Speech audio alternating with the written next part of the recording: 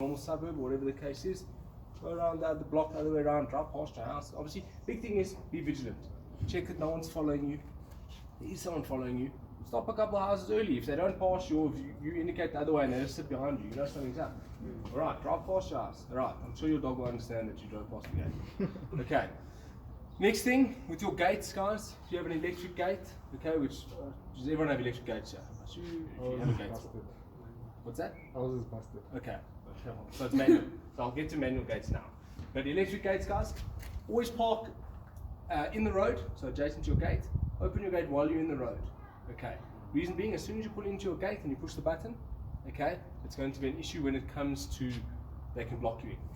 All right. We can get that remote over this car actually.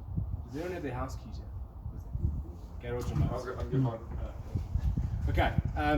So if you pull into your driveway with your gate closed, all right, that gives them a perfect opportunity to park you in, and you're sitting down. Right. Manual gates are a little bit more difficult. Right. You can't park in the street. Walk across the road, open your gate. Right, with a manual gate, guys, your key tool when it comes to this vehicle is what? I literally said the word. Your key. Yes. Okay. Your key.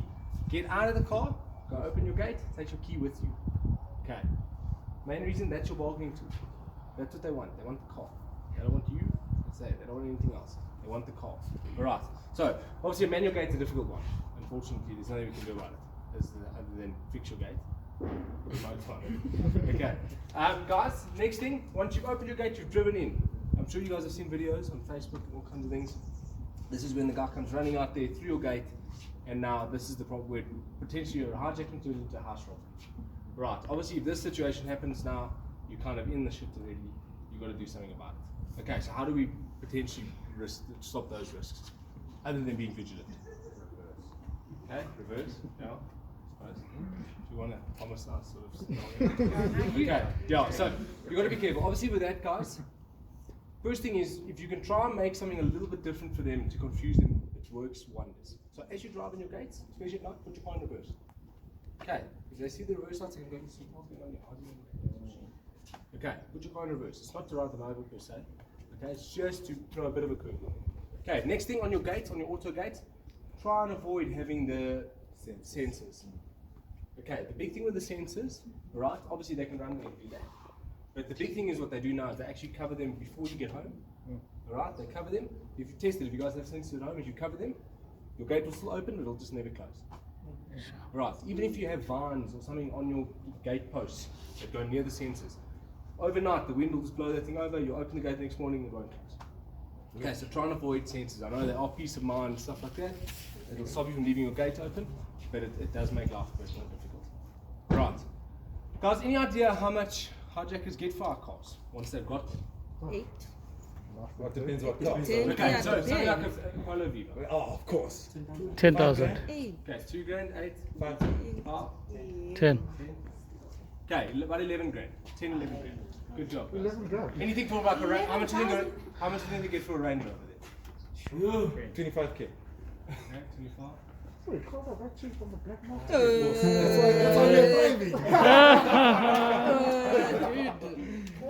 Right, last time it was about 50.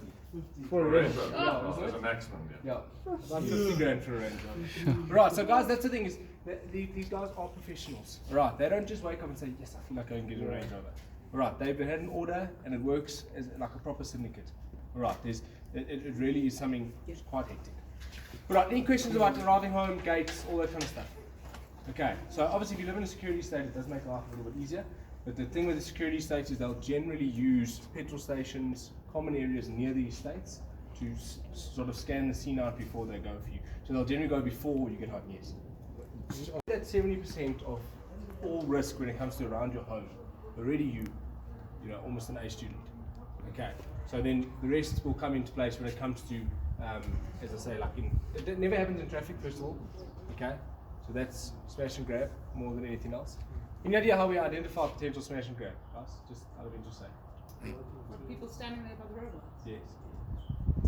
That's what's the identification. Okay, and if they're just selling something or they, glasses, begging, carrying on, how do you know the difference? When they scan inside your car. Okay, yeah. And before that happens, there's other signs. Is there a way? Well, We're about to find out. okay, guys. So, long sleeves. Alright, they always have long sleeves. Right. Okay, obviously it's difficult because he's about to jump through a window. Oh, so Okay. So he doesn't want to cut his arms and stuff. So either gloves, long sleeve, leather jackets. How many of you guys live near Monty? Okay, Monty, we'll see lots of, on Friday nights, there's lots of youngsters, leather jackets. Really? They're not there because they're stylish. Alright? Alright, so leather jackets, long sleeves, obviously blue overalls is a common one. But it's generally for smash and grabs, it's bridges, off ramps, stopped, traffic, stuff like that, yes. Now, how do you prevent that? Okay. Shit in the boot. So, obviously it's difficult. First of all, smash and grab, recommended, tinting, okay? Obviously there's a legal limit for tinting, with the darker you can go, the better. Put your stuff in the boot. Put your stuff in the boot, ladies, handbags, in the boot. If you drive like a bakkie or something that you can't, try and make a plan with a towel or something that you could do. And cover all shiny objects, guys. Even if your keys have something shiny on it, they'll go for it. Think it's a watch in a cup holder or something, you don't know. Alright, so you just got to put things away. Right, put things away, make sure nothing's to be seen. Same with cell phones, all that kind of stuff. Don't put your phone in the cup holder.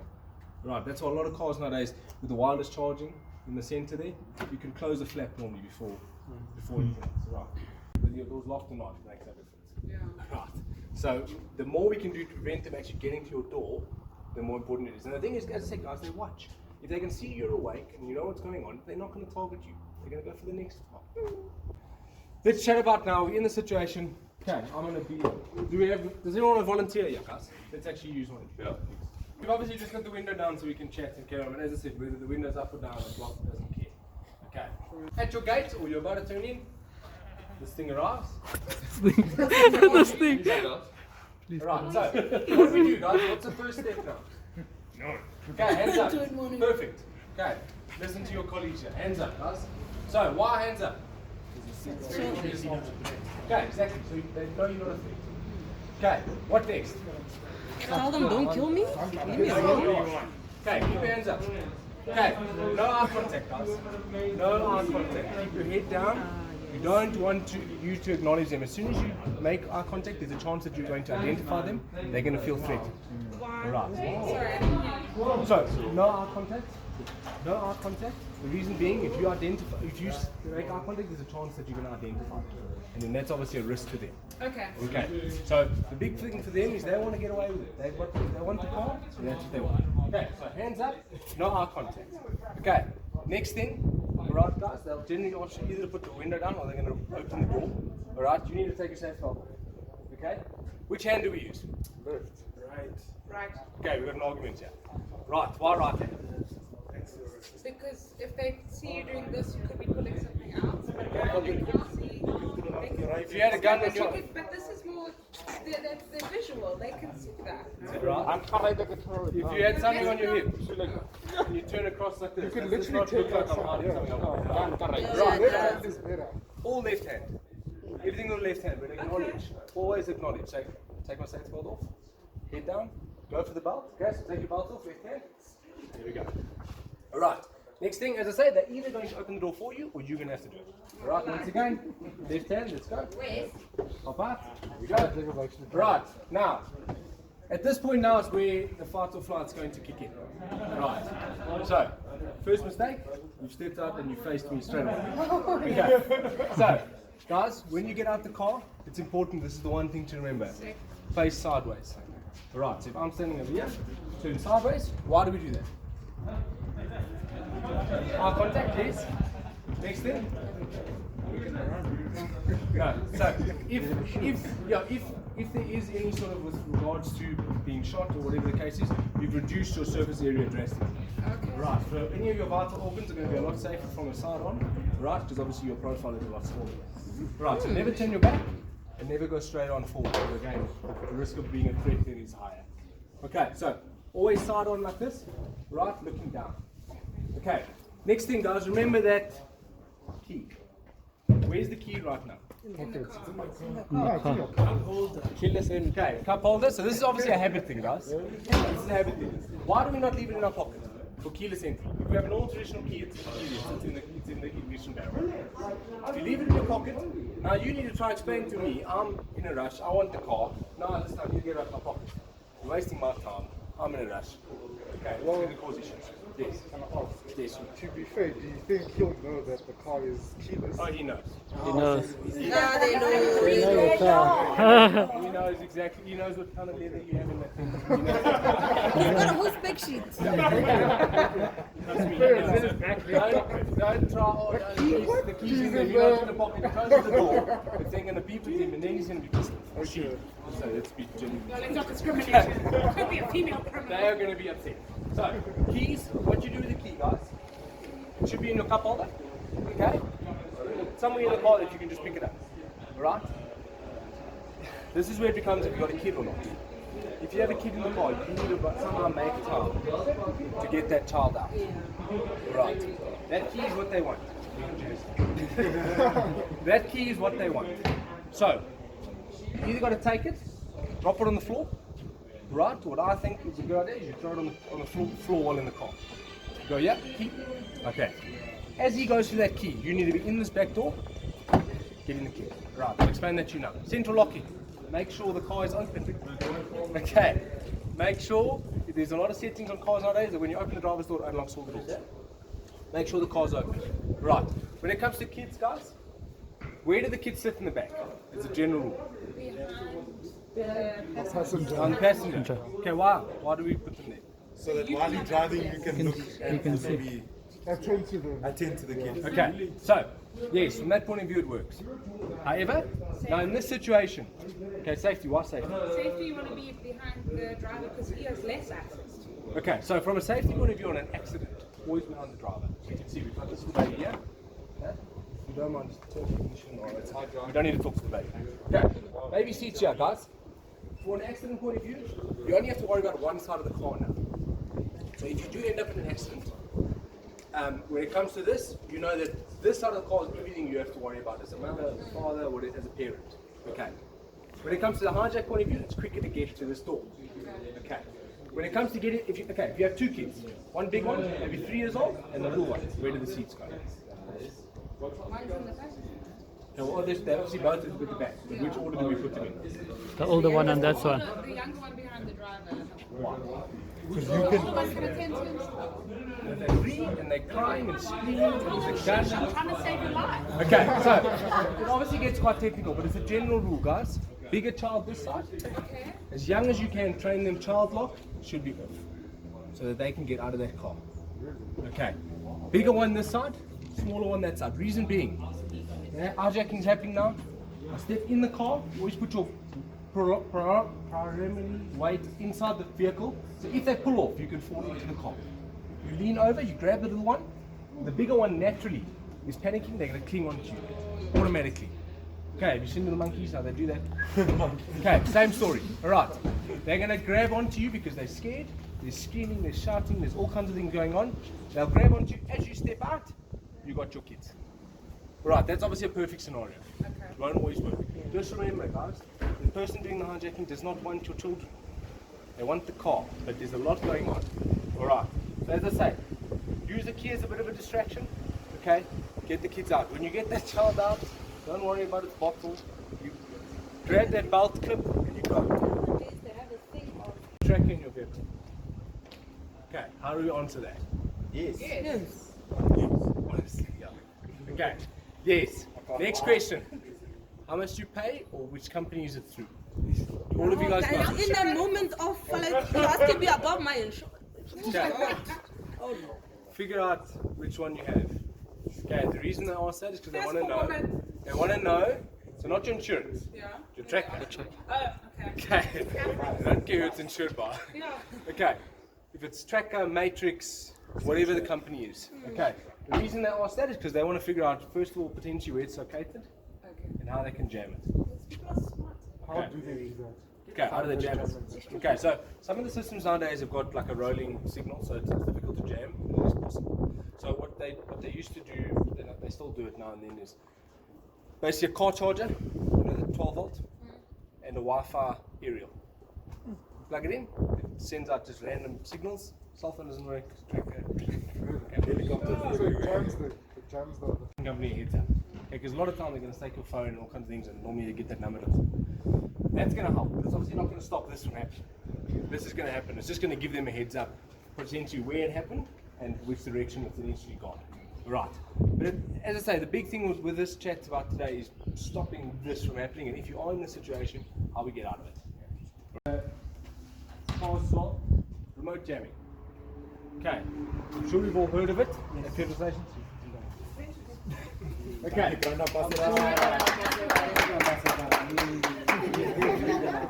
I'm sure you guys have all heard of it. In the sense, we're going to test it with this remote. I don't know if it will work out. Let's try. So, anyone have an idea with remote jamming, how it works, where it happens, how they do it? Parking lots, malls, yes, garages, yeah. Okay, it's a different one we used yesterday and we haven't tested it, so we're going to check if this works. Okay. Is that a jamming remote? No. Garage remote. What do you mean test to see if it works? So, if you guys seen, there's the most common remote, like the blue one with the 4-1. Yeah. That one works like a bomb. Test. Okay. Yeah. So that one works the best, and unfortunately, Wes, this one's locked in his car. Have you got one yet? Okay, perfect. Okay. Wait. What? Okay, guys, just to show you how powerful this is, watch that. Okay, someone yet? Take this key. Come up in the car.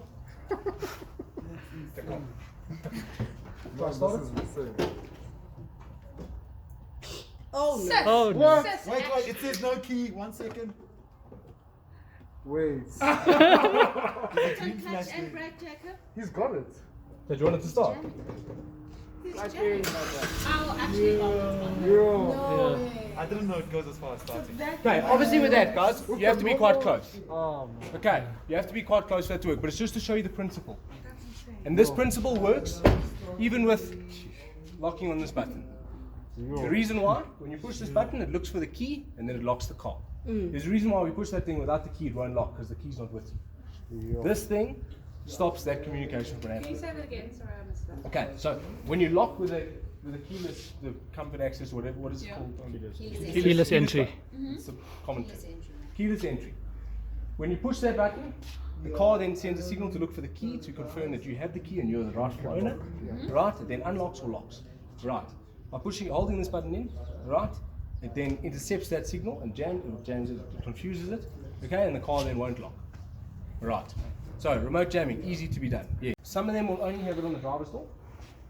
Okay, that touch thing. Yeah. So generally the back door, try it on the back door. Now some have on all doors. Some have it on all doors, Yeah. that's fine, okay? So, depending on the brand, there'll be another way to look at it.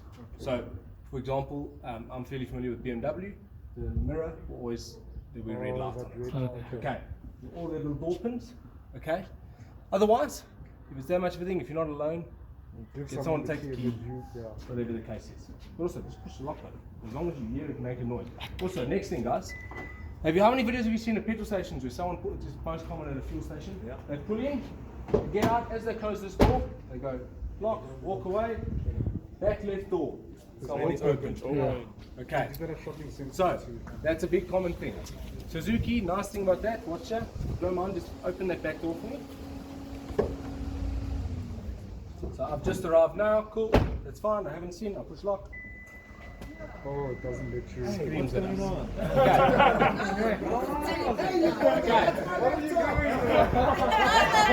Okay, so guys, with the Suzuki, it gives you a heads up.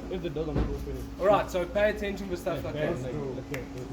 Alright, so guys, it boils down to being vigilant once again. Okay, so the remote locking thing, again, if you get to the shopping center, now you go, you try to lock your car and nothing happens and you go, okay, but now the only reason because you've paid attention and you've looked and made sure that it didn't lock. Right, if you are in that situation, just wait. Okay, they're not going to come running at you with a gun or whatever. They just want your handbag or your laptop or anything that's in there. It's opportunist. That kind of theft is opportunist theft. Right, it's not target theft in the sense of like with a vehicle where they want that exact car, that exact something. Right, it's just an opportunity. They might get in there and find another. Police. Okay. You drive straight to a police We station. have a right, male, female, to drive to the police station. Hazard lights on. Gesture that you've seen them. Yes. No, continue. Okay. Gesture that you've seen them. Right, and go. If it's a real cop, they're obviously not going to try to ram into you and go mad. Okay. Any idea how we identify a proper police vehicle, especially at night? It's difficult. Any idea? How? Oh, you don't know. Number plate. Okay. There's unmarked. Number plate. Unmarked car is a normal GP plate. Normal GP plate. Okay, so how do we do it on unmarked cars, guys? It is possible, it is ways. Okay, so as a general rule, it's going to be a Golf GTR. Okay, there obviously are some BMs and stuff like that, but it's probably going to be a Golf, maybe a Focus. Okay, it goes in the 3 Series. Yeah. So with the Golfs, That's how you know it's actually no, because the counterfeit will be the same. Okay, but this is how we know. When it comes to the Golfs and even the BMs, the Focus is a little bit more difficult, but you can do it. No sunroof. Sunroof? Good job. No, No it's a- sunroof. No sunroof. Stop wheels. The cop car will never have a sunroof. Right. They don't need a sunroof, they're supposed to have lights up there. Yeah. Okay, so when they spec those cars, they won't have a sunroof. Stop rims. They'll have xenon, they won't have xenon headlights. They'll have the bottom of the range halogen headlights. The same, that comes into play with the 1 Series, with the GTR and the Ford, the What does Focus. that mean? So So the headlights on a BM or a GTR, you know, it has those little like rings and it's the blue light. Yeah. When it's the yellow, dimmer, older style light, Halogens. that's generally the cop. but with the 7.5s and Yes. the Golf 8 now, LEDs are Standard. It is. So it's obviously more difficult now. Okay, but as a general rule, as I say, with the 7s and prior to that, yeah. Look for rims as well. It'll be base level Base rims. level I rims. think for women it's a bit tricky. It is tricky, I know. Yeah, because As a general rule, don't stop. As it, go to the police yeah, station. it's As it's on, very and go to the tricky. police It's station. It very is tricky, tricky I for understand that, but women. it just might give you a bit of a heads up.